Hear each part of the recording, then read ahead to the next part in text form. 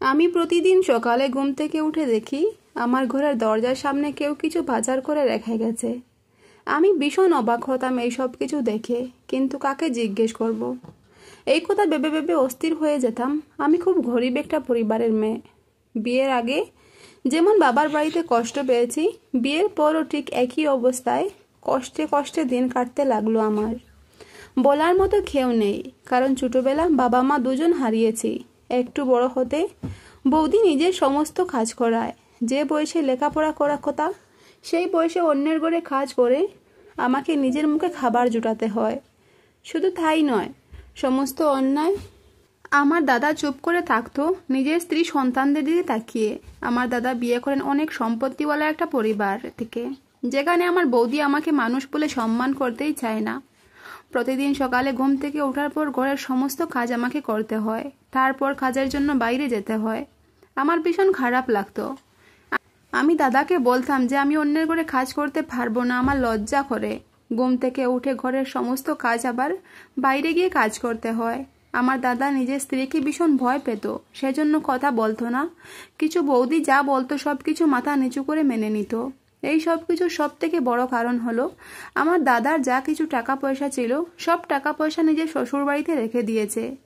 আর এখন কোনো কিছু বলতে ভীষণ ভয় পায়, কারণ সামান্য টাকা নয়, পুরো 17 লাখ টাকা, যা আমাদের মতো গরিবের জন্য অনেক টাকা। বৌদি সেজন্য দাদাকে কথায় কথায় ঘুরাতে পারে। দাদাও টাকার দিকে তাকিয়ে সব অন্যায় অত্যাচার সহ্য করে আছেন। হঠাৎ একদিন একটা জায়গায় থেকে বিয়ের প্রস্তাব আসে। সবাই দেখে শুনে ভালো জায়গা বলে বিয়েতে রাজি হয়ে যায়। আমার ভীষণ খারাপ লাগে, কারণ ছোটবেলা বাবা মা হারিয়েছি। বাবার বাড়িতে বড় হলেও কাজের মেয়ের মতো বড় হয়েছি। আর আজ একটা জায়গা থেকে বিয়ের প্রস্তাব আসতে না আসতে দাদা বৌদি ওরা বিয়েতে রাজি হয়ে গেছে। এমনকি একবার যাচাই করে দেখলো না জায়গাটা কেমন। খবরে শুনেছি অনেক গরিব একটা পরিবার। ভালোই হয়েছে, আমার মতো কপালপুরো মেয়েকে খেয়ে ঘরের বউ করে তুলতে চাইবে। কারো দয়া হয়েছে, সেজন্য হয়তো বিয়ের প্রস্তাব নিয়ে আমাদের বাড়িতে এসেছে। বিয়ের কথাও ফাইনাল হয়ে গেল। আগামী মাসের 3 তারিখ আমার বিয়ে। নিজের বিয়ের কথা বলতে অনেক কষ্ট লাগছে আমার, কারণ শ্বশুর বাড়িতেও শুধু আমার স্বামী নাকি একা থাকে। ওরও বাবা মা কেউ নেই। এক বোন ছিল, তার বিয়ে হয়ে গেছে, অন্যের বাড়িতে চলে গেছে। এখন বোন ভাইকে বিয়ে দিতে চাইছে, কারণ ওর ভাই নাকি নেশা করে। সবাই ভাবে বিয়ে দিলে নেশা ছেড়ে দেবে। নেশা করে শুনে আমার ভীষণ খারাপ লাগে, কারণ আমার দাদা বৌদি শেষ পর্যন্ত একটা নেশাকুরের সাথে আমার বিয়ে ঠিক করলো। আমি তো ঘরের সমস্ত কাজ করেই কাঁদছিলাম, এমনকি ভাইরেও কাজ করে এনে বৌদির হাতে টাকা দিতাম। তারপরও কেন আমাকে এত বড় শাস্তি দিচ্ছে ওরা? এই সব কিছু ভাবতে ভাবতে আমার কেমন কেমন সমস্ত শরীরে কাঁটা দিয়ে উঠে। আমার একটা ভাইপো আছে যে আমাকে খুব ভালোবাসে, আন্টি আন্টি বলে সব সময় আমার পেছনে লেগেই থাকে। কিন্তু তার বাবা মা এইসব কিছু একদম পছন্দ করতেন না। দাদাকে আর কিছু বলাই যায় না, কারণ বৌদি যা বলে দাদাও বৌদির সাথে তাল মিলিয়ে থাকে। আমার ভাইপো রাহুল অনেক ভয় পায় নিজের মাকে, সেজন্য আমার থেকে সব সময় দূরে থাকে। বিয়ের দিনটা ঘনিয়ে আসছে আর আমার চিন্তাটাও বাড়ছে। বৌদিকে একটু সাহস করে বললাম, বৌদি তোমরা কি আর কোনো ছেলে পেলে না আমার জন্য? একটা নেশাখোরকে পছন্দ করলে? বৌদি বলে, তোমার ভাগ্যে এটা জুটেছে অনেক বেশি। আমি তো ভেবেছিলাম আমাদের ঘরে বসে বসে সারা জীবন কাটিয়ে দেবে। এমন একটা পেয়েছো ছেলে, আমার তো মনে হয় তোমার খুশি হওয়ার কথা। কারণ নিজের চেহারাটা আয়নার সামনে গিয়ে একবার ভালো করে দেখো। এই চেহারার দিকে কে তোমাকে বউ করে নিয়ে যাবে? ভাগ্যে সেই ছেলেটার কেউ নেই, সেজন্য বিয়ের প্রস্তাব নিয়ে আমাদের বাড়িতে এসেছে। তা না হলে কার সাথে যে থাক, এই ব্যাপারে আর কথা বলতে চাই না। বৌদির মুখে এমন কথা শুনে আকাশ ভেঙে মাথায় পড়ে যাওয়ার অবস্থা। কারণ আর যদি আমার মা বাবা বেঁচে থাকতেন, তাহলে হয়তো এতটা অবহেলা করে কথা বলতে পারতেন না বৌদি। হ্যাঁ, আমি মানছি যে আমি দেখতে সুন্দর নই, তাই বলে কি আমার মানুষ নই? বিয়ের ডেটটা চলে আসে, দেখতে দেখতে বিয়েটাও হয়ে যায়। বিয়ের প্রথম দিন নিজের স্বামীকে দেখে আমি ভীষণ খাটতে থাকি, কারণ কোন পাপের কোন ফল ভোগ করছি আমি নিজেও জানি না। এমন একটা মানুষ যে কিনা বাসর রাতে নেশা করে বসে আছে। কোথায় পায় এত টাকা? যা রোজগার করে মনে হয় সব কিছু নেশাতেই বিলিয়ে দেয়। কারণ ঘরের অবস্থা ভীষণ খারাপ মনে হয় না এই ঘরে কোনো মানুষ থাকে বলে। এমন শুনশান একটা ঘর আমি আগে কখনো দেখিনি। ভীষণ ভয় লাগছে ঘরটা দেখে, মনে হচ্ছে কোনো ভূতের আস্তানা হবে হয়তো। বয়ে বয়ে কোনোভাবে রাতটা কাটিয়ে দিলাম। সকাল যখন আমি আমার স্বামীকে ডাকতে যাই, তখন ওকে দেখে আমার মাথায় আকাশ ভেঙে পড়ে, কারণ সারা রাত নেশা করে পুরো ঘরটা উলটপালট করে রেখে দিয়েছে। কি করতে পারি? আমি নতুন বউ, কাউকে কিছু বলতেও পারবো না, আর বলার মতো কেউ নেই। যা কিছু হচ্ছে সব কিছু মেনে নিতে হবে আমাকে। এইভাবে দিন চলতে থাকে। দেখতে দেখতে প্রায় 7 বছর কেটে যায়। এবার আমাদের একটা ছেলে ও একটা মেয়ে আছে। বাবার বাড়িতে থাকতে যেভাবে অন্যের করে কাজ করতাম, ঠিক একইভাবে এখানেও আমাকে অন্যের করে কাজ করে সংসার চালাতে হয়। কারণ দিনের পর দিন এই অশান্তি ঝগড়া আমার আর ভালো লাগে না। ও নেশা করে আগের মতোই নেশা করে এখানে ওখানে পড়ে থাকে। সংসারের দিকে কোনো লক্ষ্য নেই। সন্তানদের উপর, স্ত্রীর উপর কোনো দায়িত্ববোধ নেই। মনে হয় যেন একটা পাগল বাড়িতে আছে, কারোর কথায় কান দেয় না। সব সময় নিজের মতোই থাকে। এখন আর দাদার বাড়িতে যাই না, কারণ সেখানে কেউ আর চিনতে চায় না আমাকে। সবাই দূরে সরিয়ে দিয়েছে। কিছুদিন থেকে লক্ষ্য করছি, প্রতিদিন সকালে ঘুম থেকে উঠে দেখি আমার দরজার সামনে কেউ বাজার করে রেখে চলে যায়। এই সব কিছু দেখে আমি অবাক হয়ে যাই। প্রথম আমি ঘরে নিতাম না। হঠাৎ একদিন একটা চিঠিও পাই।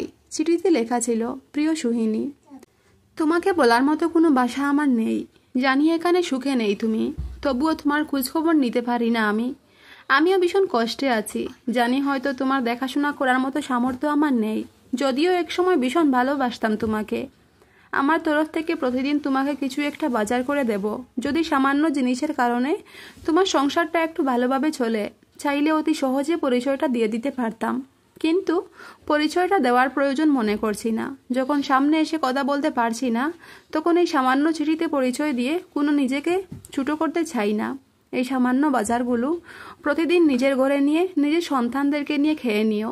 এই চিঠি পাওয়ার পর থেকে আমি প্রতিদিনের বাজারগুলো ঘরে আনি।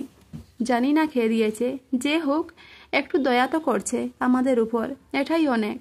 কারণ আজ যদি আমার দাদা আমাকে একটু দয়া করত, তাহলে আমাদের সংসারটা এভাবে চলতো না।